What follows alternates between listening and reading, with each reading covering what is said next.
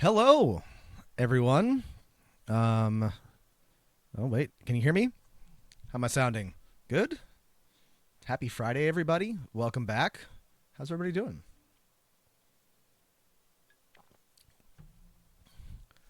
I hope you're doing well. I'm really excited to talk about the Suez Canal. I was going to do something entirely different tonight, but I just could not stay away. I just could not resist the urge to do this particular topic. So I'm really excited to talk about it. Um, Before we begin, I'm going to waffle a little bit because, um, well, I was thinking about this stream. I received a really nice compliment from um, somebody at the end of the last one, and the comment was the effect of that it was interesting and I didn't stream for very long. And ultimately, it's going to be challenging for me to stream longer than I do because it requires a lot of preparation. But I would like to maybe do more of this or longer, more informal streams. I don't know what that looks like. But I do appreciate everybody tuning in. My small and dedicated audience. I really like to talk about history, so thank you all for being here while I talk about this. And yeah, please let me know what you want to hear about. Make sure to follow, subscribe, whatever. Hit me up with thoughts and requests. I have basically an infinite number of things I would like to talk about. But I'm always open to suggestions, and often my focus will shift at the last minute because something happens and I just want to talk about it like it did this week when my exactly right Dr. Lyon opinion was Suezed by current events. So yeah, we're going to talk about the Suez Canal tonight. So buckle up because I've got a lot of really exciting things to talk to you about. Believe it or not. So, our story, our tale, our background begins sometime in the Eocene epoch, 33 million years ago, when the African and Arabian tectonic plates begin to move apart, creating the Red Sea Rift, which you can see right here in front of you. A drift that is still ongoing. These two plates are still moving apart, and the Red Sea continues to drift further and further. In 2011, after some tectonic activity, it drifted 8 whole meters. In geologic terms, just absolute blitzkrieg of movement. And for most of human history, it is as you see it here. It was slightly larger or slightly smaller at certain points, but, it looks like this. It separates the Arabian Peninsula from Africa proper, drains into the rest of the ocean, and up at the top, there's a... Let me zoom in here. Let me see if I can make this a little bigger.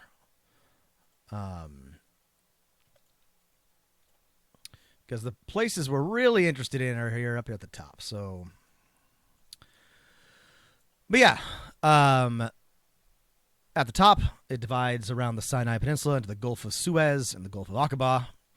And there's some salt lakes, bitter lakes, and other lakes attached to it. It's part of a broader water system, but the Red Sea itself is interesting. So, if you will permit me a little detour, I want to admit that I learned something while I was doing research for this. So, if you are a red-blooded American Christian male like I was, you learn that in the Bible, Moses parted the Red Sea so that the Israelites could escape from Pharaoh, and that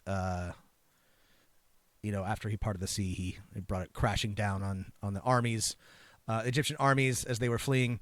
All of this is documented in the tremendous true to life film Prince of Egypt, which is amazing. You should watch it. But as it turns out, that is not actually what the Bible says. I learned this while I was doing research. In the Bible, the crossing, or what is described as what the Israelites do, is they cross a place called Yam Suf, the Sea of Reeds, not the Red Sea.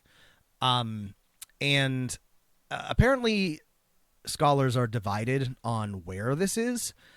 It is well known that reeds do not grow in salt water, so it's probably not the Red Sea, though some think it might be part of it, but it was probably a different body of water. But boy, do I feel stupid spending my whole life good point, Dr. Lyon.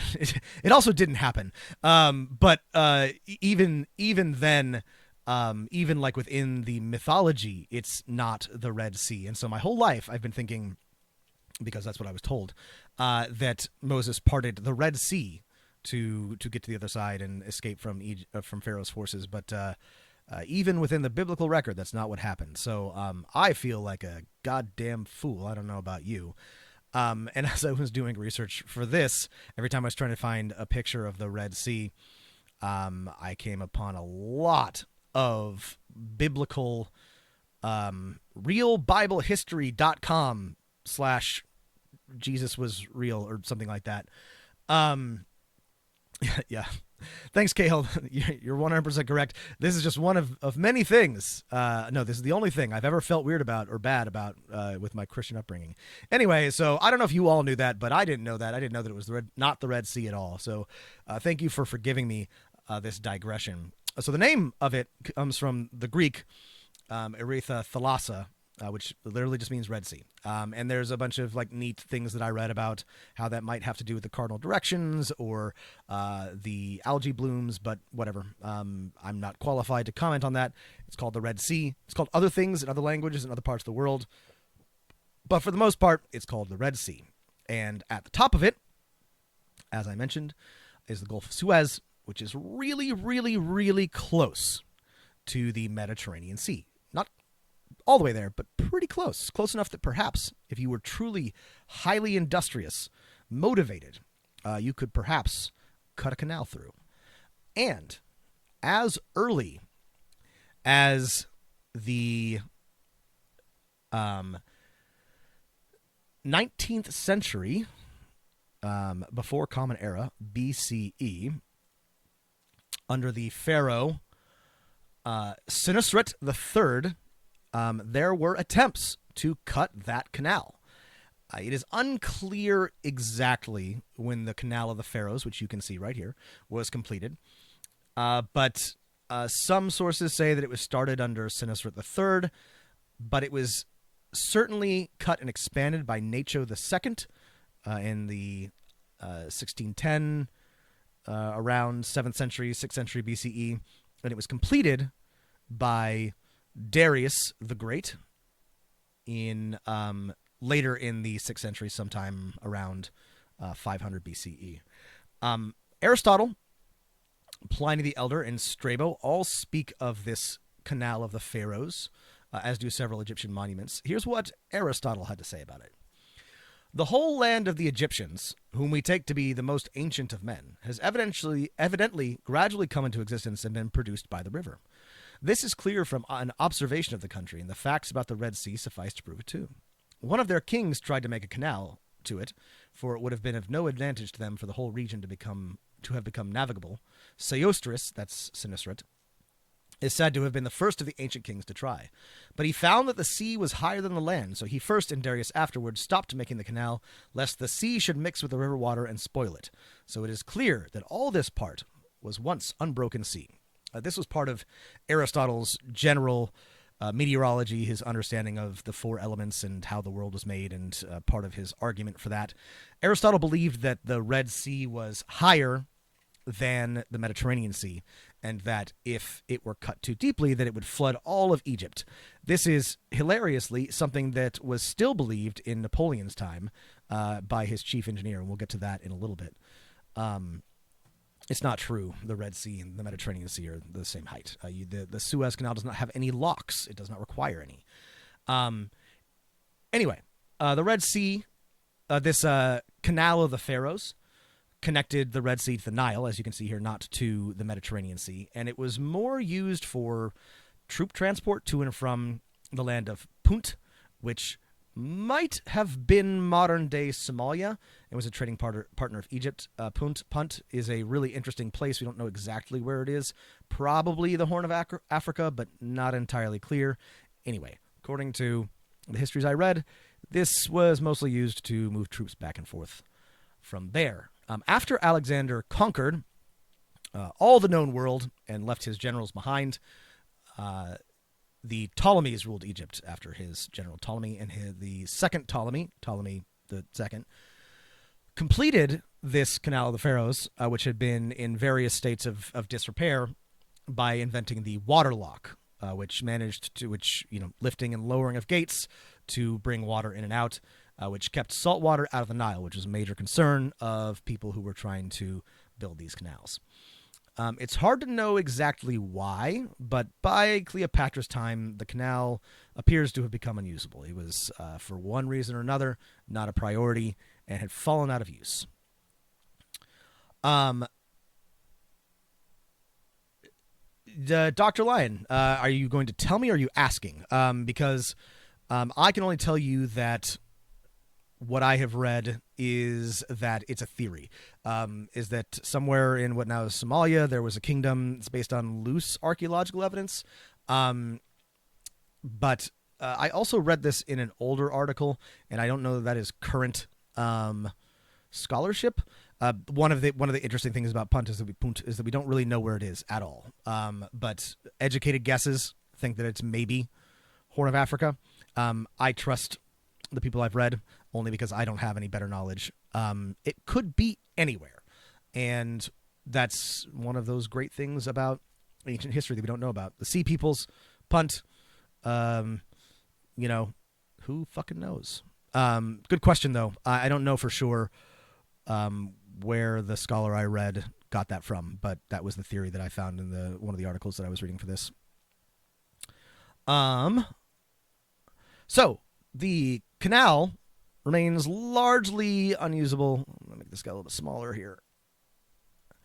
For a few hundred years, until the first caliph, after the death of Muhammad, Abu Bakr, appointed a man named Amir ibn al-As as the commander for the conquest of Syria, which he executes with great deftness. This is a drawing of him. I could not find any historical iconography because Islam does not do that so much, interestingly, but that makes it very hard for me to do image-based history involving the Islamic conquests.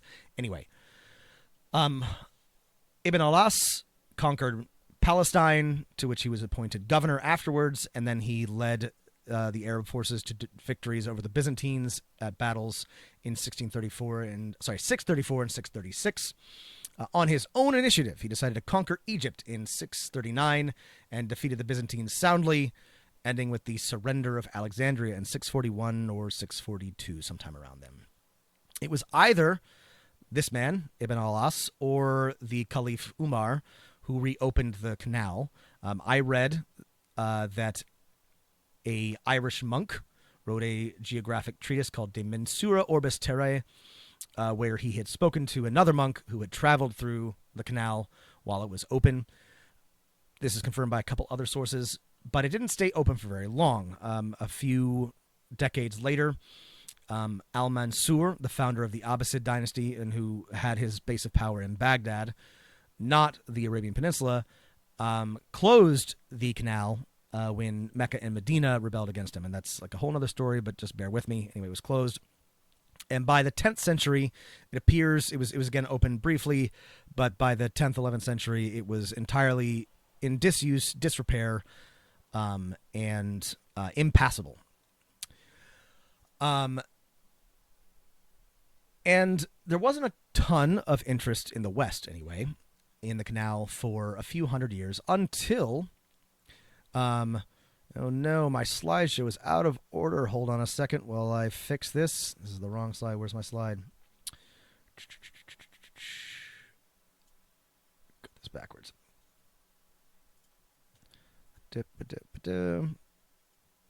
There we go. When a man named Bartolomeo Diaz rounded Africa in his sailing vessel, as you see here, and discovered a route to the Indian Ocean.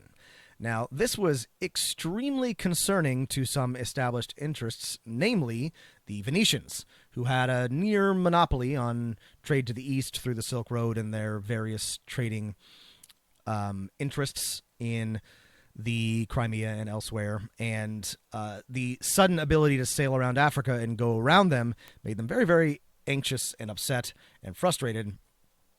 And they entered into negotiations with the rulers of Egypt, the Mamluks, and with a goal to potentially dig a canal. But in 1517, the area was conquered by the Ottoman Sultan Selim I, and he did not want to work with the Venetians. So that idea went nowhere. But it had been in the minds of the Europeans for at least since the beginning of the 16th century, 1500s. Now, as colonialism takes off, as imperialism picks up, as the glorious wonders of the Orient flow to the entrepots of the West, Europe becomes a lot more interested in Egypt, in the Levant, elsewhere, and there's a lot of different reasons for this. But as the world kind of grows smaller, as riches begin to make their way from elsewhere to the West, there start to be conversations about the strategic value of Egypt and of the lands of the Levant in general.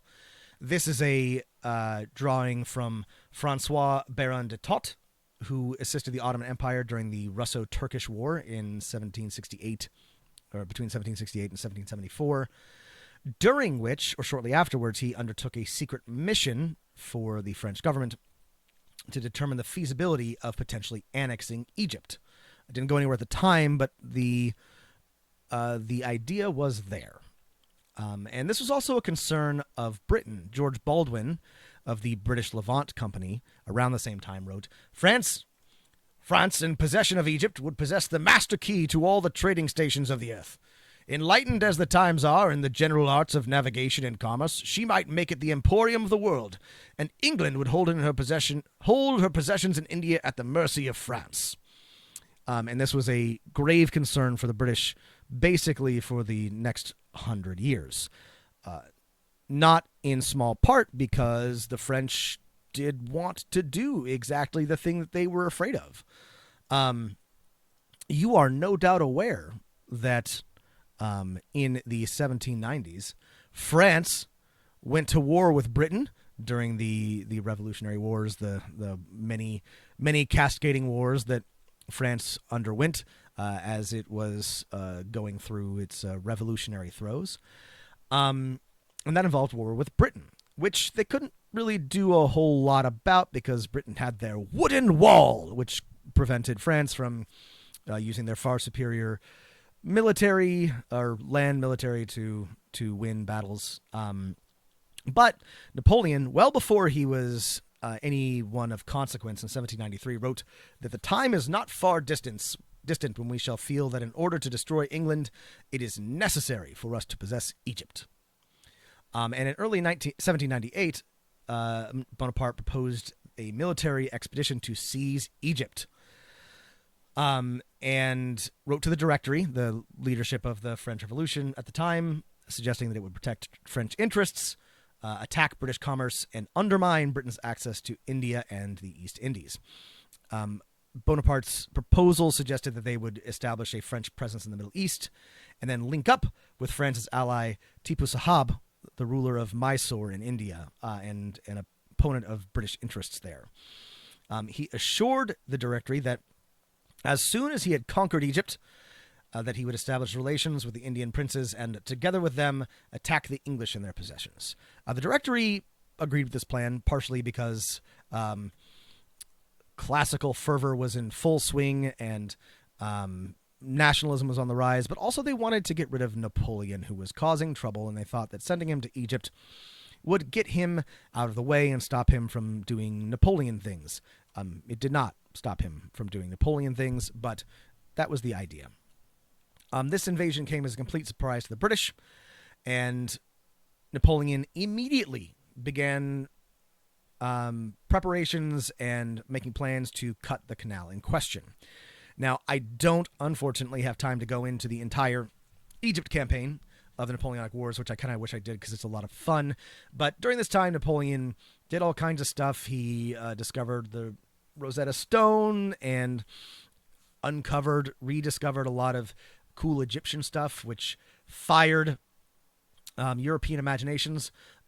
He did not fire a cannon at the Sphinx's nose that just fell off at some time in history. It was not because of Napoleon. Anyway, good times in Egypt with the French army. As you can see here, well, actually, I don't know what's happening in this picture. It's very dramatic, but, it's Napoleon conquering the pyramids. Anyway, but the British weren't having this. They weren't going to just let Napoleon have Egypt, and so they sent a mighty fleet under the command of Lord Admiral Horatio Nelson, a hero of the British Navy. And he defeated Napoleon at the Battle of the Nile, which you can see here, during which the French flagship L'Orient was destroyed in a fusillade of cannon fire. This is, by many war historians and naval historians, lauded as a grand tactical victory, a brilliant masterstroke by an even more brilliant admiral. And perhaps it was a resounding defeat for the French. It was a huge coup for the British. But keen listeners, watchers will probably realize that this is before Napoleon really does anything. It's before he's emperor, and it does not stop him from becoming emperor. It doesn't really stop France from conquering all of Europe. So in this historian's opinion, the Battle of the Nile is really high up there in lists of overrated and over-celebrated victories. But because it involves the British and Lord Admiral Horatio Nelson, hero of the British Navy, it tends to get a lot more attention than I think it ought to. It is a very dramatic and exciting battle if you're into those sorts of things, but ultimately it didn't have a whole lot of effect on French ambitions. It did keep them out of Egypt, so that kind of matters, but all in all, strategically not a huge deal in the grand scheme of the war. But as a consequence of this mostly failed invasion of Egypt, there was a rash of, let's call it, you can call it Egyptomania, is what you might find that it's called in some history books, but it's really colonialism, Orientalism. It's, obsession with an idealized form of the past and a fetishization of certain types of Eastern societies. You can see here the Rosetta Stone, which is in the British Museum. It is lovely. It is a fascinating, incredible thing. And if you are ever in London, you should go see it. And then you should immediately holler at the closest British person to give it back. But as long as it's there, you should go take a look. It's wonderful. But the idea was that, of course, Egypt is the fountainhead of human civilization, an ancient and wonderful place. And There was a great deal of obsession with the Orient and with Egypt, and travel really picked up, especially between Britain and France and the Levant, but especially Egypt. However, the obsession was with ancient Egyptians. There was very little respect for modern day Egyptians. Yes, sorry, Dr. Lyon, that's absolutely correct. At this time, France is dealing with this. They are dealing with the Haitian Revolution. They are fighting on the continent. France was it was immensely wealthy and powerful. Sometimes we get the impression, because of the revolution and how poorly the Ancien regime went, that it was a decrepit, powerless state. But it was astonishingly wealthy, highly populous, and very, very, for its time, well developed. So it was simultaneously buoyed by the revolution, fighting in all over the world. I mean, the Napoleonic Wars were world wars in every sense of the word. But yes, France is sending expeditionary forces all over the place to mostly get their asses kicked, but on the continent continue to do a good job of fighting the far less dynamic and interesting and powerful land battles. This is maybe sometime I will talk about the Napoleonic Wars, about the French Revolution in greater detail, but as you might have imagined, as I keep touching upon it in every seemingly unrelated lecture, there's a lot going on. So as I was saying, the Europeans did not have a lot of respect for the modern Egyptians. Florence Nightingale, when she visited Egypt, wrote that contemporary Egyptians were a race of lizards scrambling over the broken monuments. The author John Wilkinson wrote that no one can visit the harems and courts of the private dwellings of the Khans without recalling the impressions he received upon reading the Arabian Nights. Later he complains, the interesting monuments are all suffered to fall to decay, and the cafes in Cairo are little worth of notice. There was a lot of dislike and disrespect and condescending. Yes, thank you. I'm glad you like the accent. I will only be doing British accents. I practiced a French one, but it didn't come out so good. Little respect for the Egyptian people, who they saw as usurpers, Mohammedans, worshippers of a false religion, etc. They did not care for. So there was not any interest immediately or any push toward building the canal, but there was the glimmerings of an idea, and it was born out of the mind of a couple of different men. There was a movement in France called Saint-Simonianism, inspired by the ideas of Claude-Henri de Rouvroy, the Comte de Saint-Simon, who taught the redemption of human society through the dignity of labor. And we're just going to scoot on past that problematic idea because I don't have time to talk about it in greater detail. But one of his followers, Barthélemy Prosper Enfantin, was a prominent proponent of Saint-Simonianism, who organized the study for the Society for the Study of the Suez Canal in 1846 to determine the feasibility of the project and to solicit support from prominent capitalists. It did not, however, come to any fruition. He didn't have the support that he needed, but it did get a lot of attention. Interestingly, there are a lot of political and social drivers for interest in the Suez Canal, a strategic interest, but there's also economic drivers for the renewed interest in this canal. And when it comes to fruition, one of the reasons is, of course, the American Civil War and the increase in demand for Indian cotton exports that resulted from the sort of the destruction of the existing King Cotton regime in the South. But after Enfantin's idea, another Frenchman, Ferdinand de Lesseps, I'm not sure, had a much better plan and a much more thorough plan. His father had been consul general in Egypt, and he had lived and traveled there in his youth, where he befriended the future Khedive of Egypt, Said Pasha.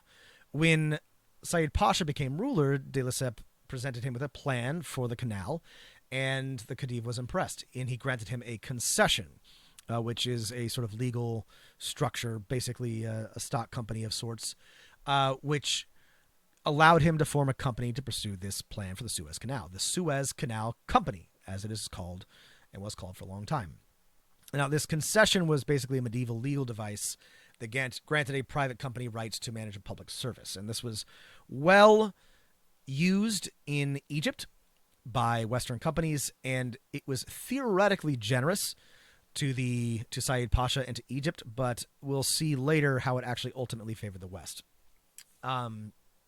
France liked the plan, but couldn't be seen to publicly support it because Britain opposed it fiercely. Because if there was a canal through Suez, that it would reduce their economic power and strategic dominance, which they had from controlling the sailing routes to India. So Britain fiercely opposed this plan, tried to stop Lesseps from getting any sort of funding. I read a really boring article about how he managed to secure funding for this. If you're interested in economic history, apparently it was quite a feat. But anyway, the point is he did it. He got the money. Great job, de Lesseps. And so, starting in the early 1860s, the work on the canal begins. Now, sorry, I'm going to have to take a drink for this. A short digression on labor in Ottoman Egypt. Forced corvée labor, specifically, had been a part of Ottoman Egypt's labor participation for a while, for centuries, but it was relatively limited in scope. And it was related to a specific type of tax-exempt land, usia, which made up at most 10% of Egypt's lands. But and it was not used to force people in great numbers to do huge public works projects. Corvée labor is usually specifically referred to coerced labor to work on public works, digging canals and clearing swamps and things like that. And so it was used on the small scale to clear land and perform other works that needed labor for. It was forced labor. It was not popular, but it wasn't really these massive, large-scale, marshaling of armies of people. But starting in the 18th century, Egyptian elites, who still had their roots in the Mamluk dynasty, began to lean more on this corvée labor to complete larger projects to sort of increase their autonomy and general independence from the Ottoman rulers in Istanbul. And the Suez Canal was not the first canal to be dug. There was another that was dug where tens of thousands of workers died because of general poor labor practices. And this was repeated with the Suez Canal. The canal was dug over 10 years and employed 1.5 million laborers. Of these, as many as 120,000 died of cholera, malnutrition, exhaustion, other epidemics, and other causes. And the cost was nearly double what it had been anticipated to be. Now, if you were wondering if there was any outcry or upset or humanitarian concern for the absolute astonishing loss of life, not really. And the Ottoman rulers are not exempt. The Egyptian rulers are not exempt. They were full and happy participants in providing labor for this project. And so they worked together. Elites from all over joined hands to throw the bodies of the working man into the gears of capital to produce the Suez Canal. You love to see it. International cooperation, folks. Anyway. But look, in 1869, the canal opens under French control in November. The opening ceremonies began at Port Said with there were lights, fireworks, a banquet on the yacht of the Khedive, who was now Ismail Pasha, ruler of Egypt and Sudan. Royal guests included the Emperor Franz Joseph I, the French Empress Eugenie, and the Crown Prince of Prussia and Prince Louis of Hesse. Truly a who's who of European nobility. And this was a big honkin' deal. This was a very exciting moment. As you can see, there were people arrayed on all of the coasts, or sorry, the banks of the canal. It was very exciting for everybody involved.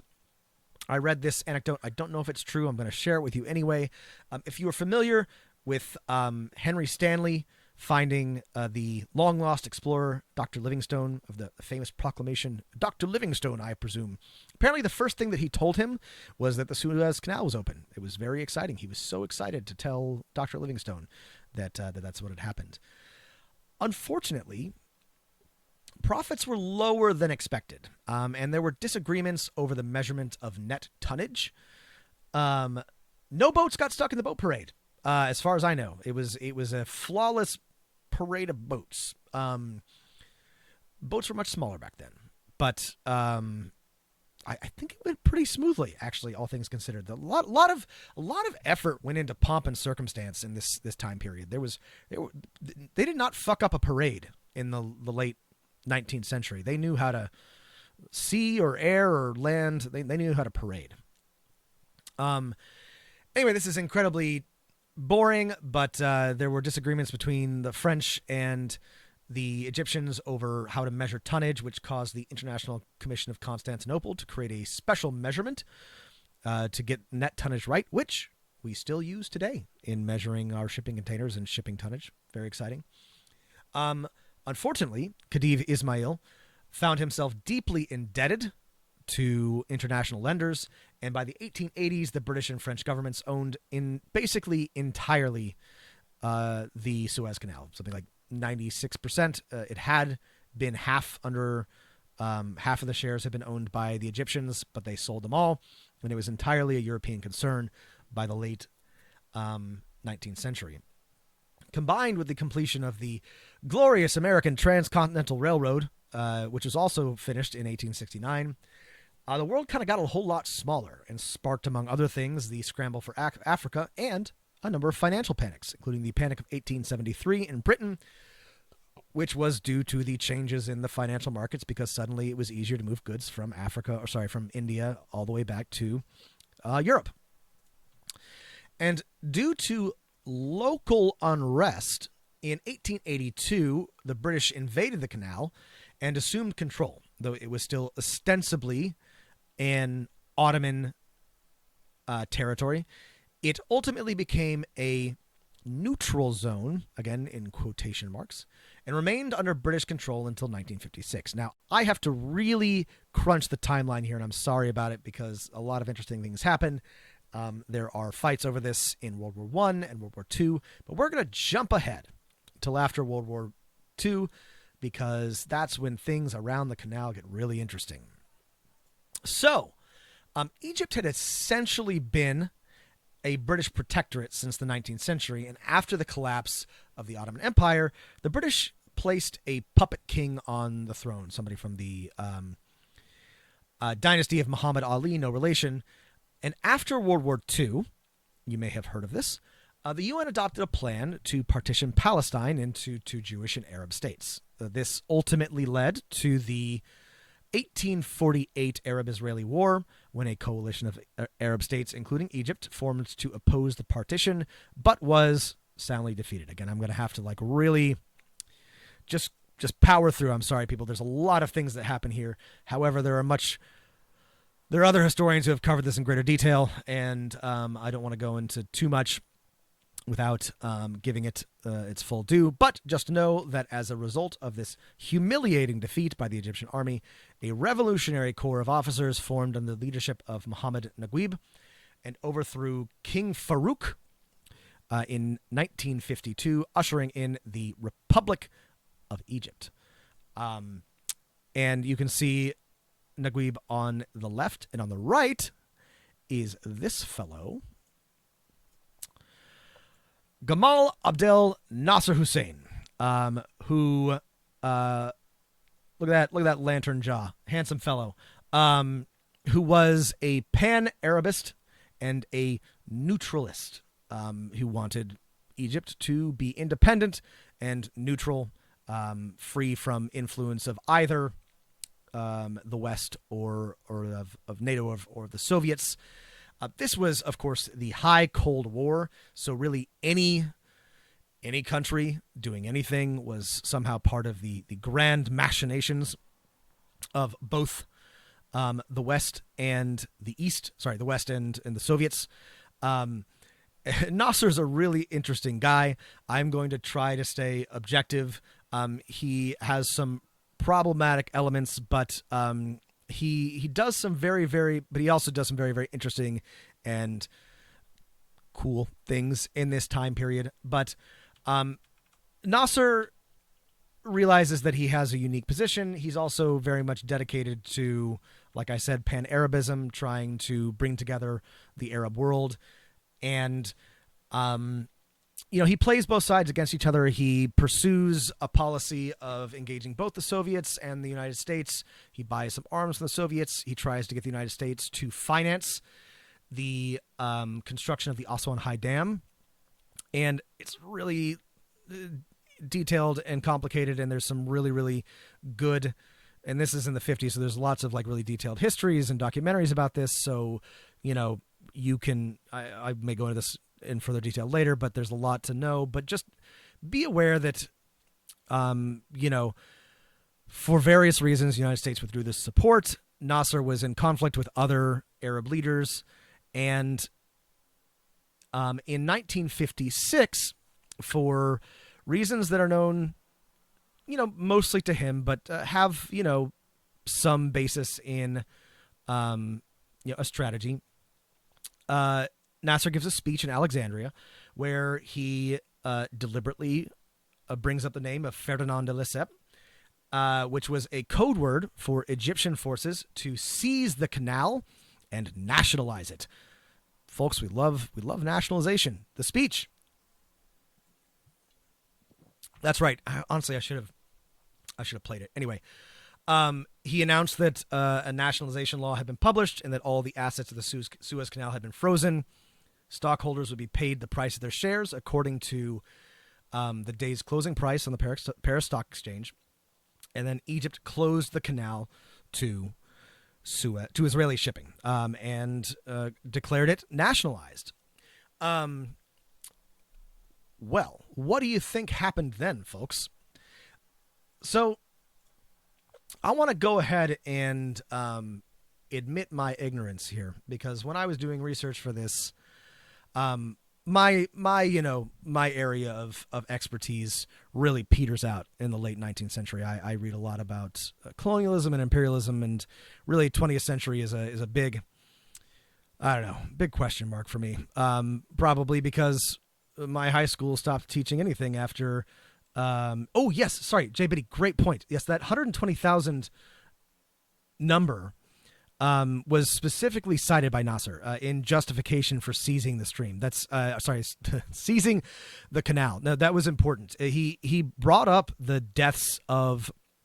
Actually, it's a really good speech, and it's about.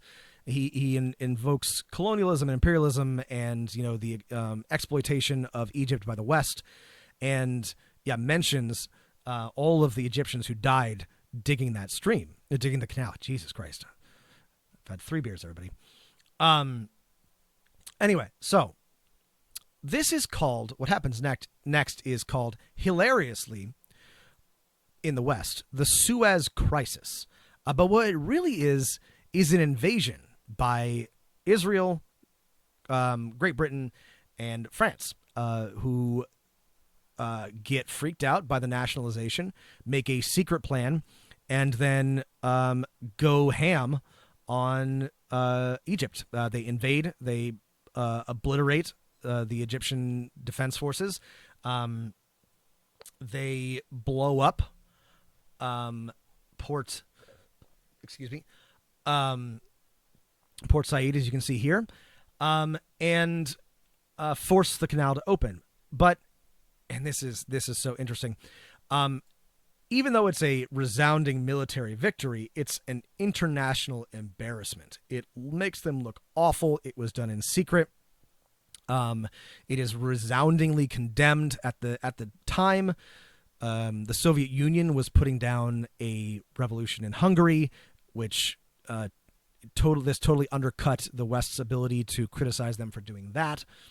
And of all people, Eisenhower resoundingly condemned this.